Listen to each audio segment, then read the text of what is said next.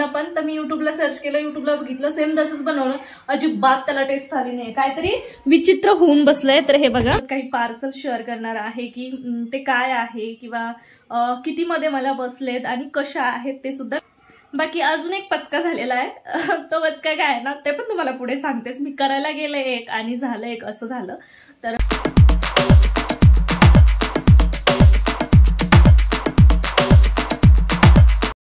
High everyone, welcome back to my channel. कशा आहात तुम्ही सगळेजण? तर दसरा झाला आणि दसऱ्याची जी तयारी होती तिथं काहीच नव्हती गेली मी, कारण तुम्हाला माहितच असेल, जर तुम्ही मागचा व्हिडिओ माझा बघितला असेल तर तुम्हाला त्याचं रिझन समजलं असेल। जर नसेल बघितला तर तुम्ही जाऊन तो व्हिडिओ बघा, त्यानंतर तुम्हाला रिझन समजेल। त्यामुळे मला अजिबात असं वाटलं नाही की दसरा होता किंवा झाला। दसऱ्याची पूर्ण जी तयारी आहे, दसरा सेलिब्रेशन जे आहे ते सर्व विजय आणि आईने ह्या दोघांनीच केलं। पूजा वगैरे सुद्धा त्यांनी केली, मी अजिबात त्यांच्यामध्ये इन्व्हॉल्व झाले नाही आणि मला ना खरंच त्यावेळेस वाटतच नव्हतं की काहीतरी सण आहे आज म्हणून। सो दसरा झाला, सगळं झालं, त्यामुळे मी तो शूट नाही केला त्या दिवशीचा ब्लॉग। तर आज मी शूट करते एकदम संध्याकाळच्या वेळी, आता 5:45 वाजलेत आणि मला स्वयंपाकाला सुद्धा लागायचंय।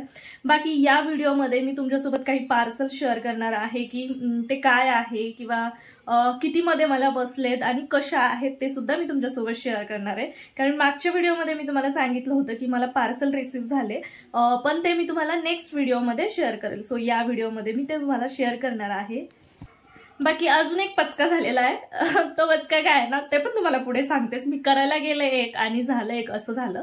तर ते सुद्धा आता मला त्याला नीट करायचंय, म्हणजे एखादी गोष्ट बिघडल्यावर आपण त्याला व्यवस्थित करतो ना, अगदी तसंच मला काहीतरी करायचंय। ते पण मी तुमच्यासोबत शेअर करते की काय आहे। आणि आजचा जो स्वयंपाक आहे त्यामध्ये मला बनवायचं होतं मसाले भात, पण आई बोलल्या की मसाले भात न बनवता आपण फळं बनवूयात, कुणी कुणी त्याला शेंगुळे पण म्हणतात। सो तेच बनवायचंय। सो त्याची सुद्धा रेसिपी मी एकदम शॉर्ट मध्ये तुमच्यासोबत शेअर करते। सो तुम्ही असाच व्लॉग कंटिन्यू करा। ज्या पचक्याबद्दल मी तुमच्यासोबत बोलत होते ना, तर ते असा होता की मी चिवडा बनवला काल, आणि आमच्याकडे ना जसं दिवाळीचा आपण चिवडा बनवतो तसंच बनवतात, ते भडंग वगैरे आमच्याकडे बनवत नाही। पण काल एकदम असं ठरवलं की भडंग बनवूया। तर भडंगची रेसिपी काय माहित नव्हती दोघींना पण, तर मी युट्यूबला सर्च केलं, युट्यूबला बघितलं, सेम तसंच बनवलं, अजिबात त्याला टेस्ट आली नाही, काहीतरी विचित्र होऊन बसलंय। तर हे बघा, हे असं काहीतरी दिसतंय आणि तिखट कमी झालं असं म्हणाल तर तिखट भरपूर झालंय, म्हणून आम्ही आता याच्यामध्ये काय करतोय, हे एक पॅकेट आणलंय मी मुरमुऱ्याचं, हे याच्यामध्ये मिक्स करायचंय। हे घ्या, डायरेक्ट बेसिन मध्ये चाललं मी, तर ते ह्याच्यात मिक्स करायचंय। बाकी मी सर्व टाकलं, कढीपत्ता, मसाले, शेंगदाणे, पण त्याला अजिबात टेस्ट आलेली नाहीये, त्याला काही टेस्ट आली नाहीये, म्हणून मग आता ते एक पॅकेट घेऊन आले मी। ते पॅकेट ह्याच्यामध्ये मिक्स करायचं, म्हणजे त्याचा जो तिखटपणा आहे तो कमी होईल।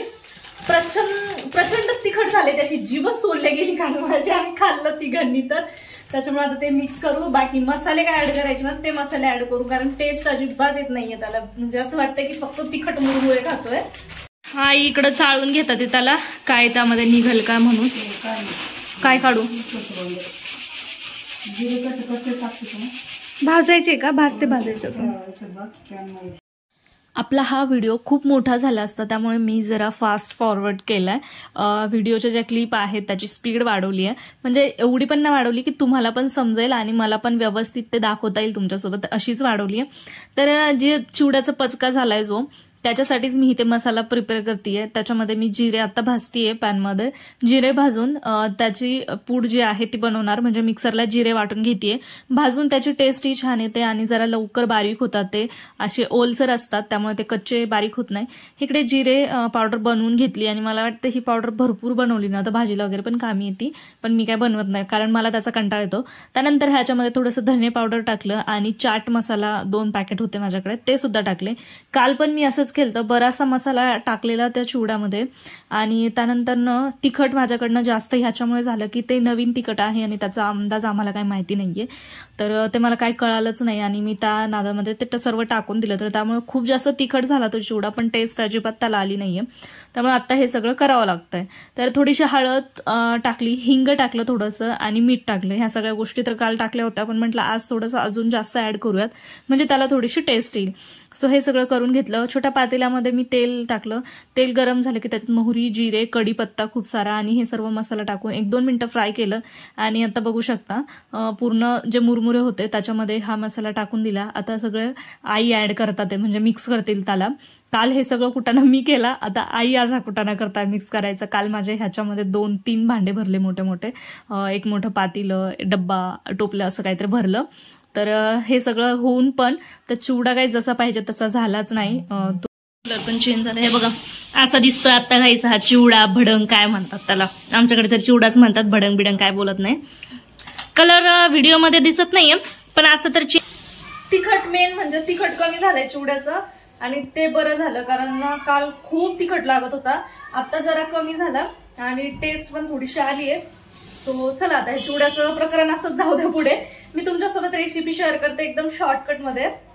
पीठ घेतलंय, बेसन पीठ 1 वाटी, त्यानंतर ज्वारीचं 1 वाटी आणि गव्हाचं पीठ 1 वाटी, हे असं सर्व घेतलं. त्यानंतर ह्याच्यामध्ये जिरे, लसूण आणि मिरची हे सर्व पाणी टाकून थोडंसं वाटून घेतलं. पाणी नसतं टाकलं तर थोडंसं जाडसर राहिलं, त्यामुळं हे सर्व मिक्स करून घेतलं. त्यानंतर लगेच फळं बनवायला घेतले. तर तुम्हाला मी पिठाचं सांगितलंच काय कसं घेतलंय, त्या मसाल्याचं पण सांगितलं, जे वाटून घेतलंय. आता पिठामध्ये मी थोडीशी हळद, थोडंसं हिंग आणि जो मसाला वाटून घेतला, जिरे, लसूण, मिरची, हे सर्व मी याच्यामध्ये मिक्स करतेय. आणि आता हे पीठ आपल्याला मळून घ्यायचंय, जसं आपण चपातीला मळतो सेम तसंच. अगदी माझ्याकडे कोथिंबीर नव्हती, तुमच्याकडे कोथिंबीर असेल तर तुम्ही कोथिंबीर ऍड करू शकता. बट 2-3 दिवस झाले आमच्याकडे काही कोथिंबीर विकायला येतच नाही, त्यामुळे ती काही घेणं झाली नाही. आता थोडंसं मीठ घातलं आणि मस्त त्याला घट्ट असं मळून घेतेय. आणि खूप लवकर मळल्या जातं. आपलं चपातीचं जेवढं उशीर लागतो ना मळायला त्यापेक्षा खूप लवकर हे पीठ मळल्या जातं. चिटकत तर अजिबात नाही, कारण ज्वारीचं पीठ असतं, बेसन असतं, त्यामुळे ते चिटकत नाही. बघू शकता इकडे छान गोळा बनवून घेतला. आणि आता ह्याचे जे फळं आहेत ते आपल्याला बनवून घ्यायचे. याचे 2 आकार बनवले जातात, हे असं गोलवाला एक आणि एक लंब एक, मी तुम्हाला पुढे दाखवतेच, तसं बनवलं जातं. सो तुम्हाला जर हे माहिती असेल तर तुमच्याकडे कसं बनवतात ना ते मला कमेंटमध्ये नक्की कळवा. आणि फळं म्हणतात, शेंगोळे म्हणतात का ते काय अजून काही म्हणतात ते सुद्धा मला कमेंटमध्ये कळवा. आम्ही तर फळच बोलतो. तर हे बघा ह्या आकारामध्ये हे करून घ्यायचं आणि थोडं पतलं पतलं करायचं, म्हणजे पटकन शिजलं जातं ते. आणि आता इथे मी पातेल्यामध्ये तेल घातलंय, कारण आपल्याला हे शिजायला घालायचं, त्यासाठी फोडणी घालायची आहे. तेलामध्ये मोहरी, जिरे, कढीपत्ता सर्व टाकून घेतलं, थोडीशी हळद घेतली आणि पाणी घालायचं. जर तुम्हाला थोडंसं जास्त तिखट हवं असेल तर तुम्ही या पाण्यामध्ये तिखट घातलं तरी चालतं, पण मी बिना तिखट घालण्याचं हे करते. जेवढं पाहिजे तेवढं पाणी घातलं, मीठ घातलं आणि मस्त अशा पाण्याला उकळी काढून घ्यायची आपल्याला. तर आपले जे फळं आहेत ते सुद्धा बनवून रेडी होतात. बघू शकता मी पूर्ण फळं बनवून घेतले. आईने आणि आम्ही दोघींनी मिळून बनवले हे, कारण एकटीला भरपूर वेळ लागतो बनवायला, त्यामुळे दोघी जणी असल्या तर बरं पडतं. त्यानंतर पाण्याला छान उकळी आली आणि सर्व फळं मी याच्यामध्ये सोडून देते. आणि फळं सोडल्याच्या नंतर आपल्याला कमी गॅसवरती अर्धा झाकण ठेवून हे छान अशी शिजवून घ्यायची. शिजायला थोडासा जास्त वेळ लागतो, पण कधी कधी हे खायला खरंच खूप छान लागते. चपाती भाजीचा कंटाळा आला की मस्त हे बनवायचं आणि हे खायचं. आता इथे फळं रेडी आहे, तुम्ही बघू शकता. जे पाणी आहे ते सुद्धा घट्ट झालं आणि पाणी पिण्यासाठी तर खूपच भारी लागतं. चला ही अशी रेसिपी होती, नक्की ट्राय करा जर तुम्हाला माहिती नसेल तर. आता आपण येऊयात माझ्या मेन टॉपिककडे, म्हणजे पार्सल जे मी ऑर्डर केले ते. तर खूप छान मला रिसीव्ह झाले खरं तर, आणि एकाच दिवशी रिसीव्ह झाल्यामुळे मला हे इझी पडलं की तुमच्यासोबत मी ते शेअर करू शकते. बाकी हे जे पार्सल आहेत ते मला नवमीलाच रिसीव्ह झाले होते, ज्या दिवशी मी कन्यापूजन केलं. पण त्याच्यानंतर मला हे काही तुमच्यासोबत शेअर करणं झाले नाही. म्हटलं चला आता वेळ आहे तर आपण शेअर करून देऊयात.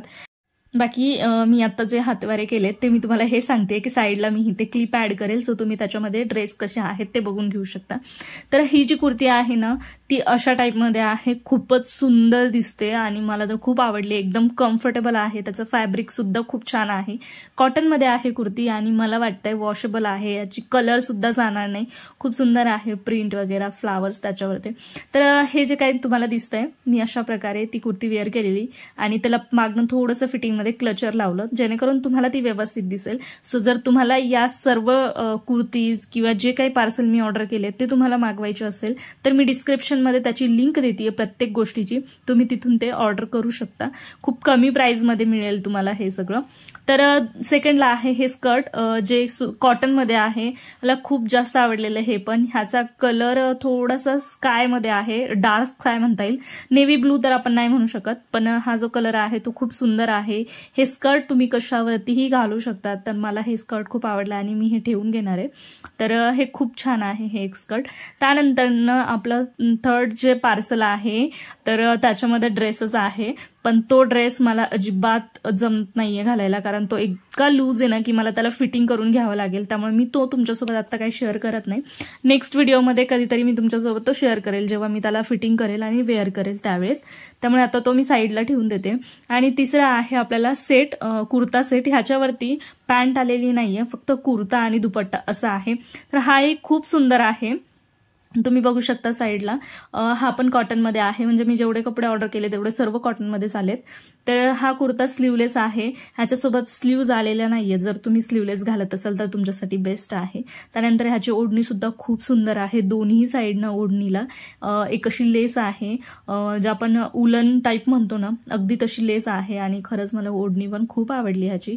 एकदम सॉफ्ट आहे, अशी सटकत नाही किंवा चोपून बसते आपण तसं बोलतो, अगदी तशी आहे.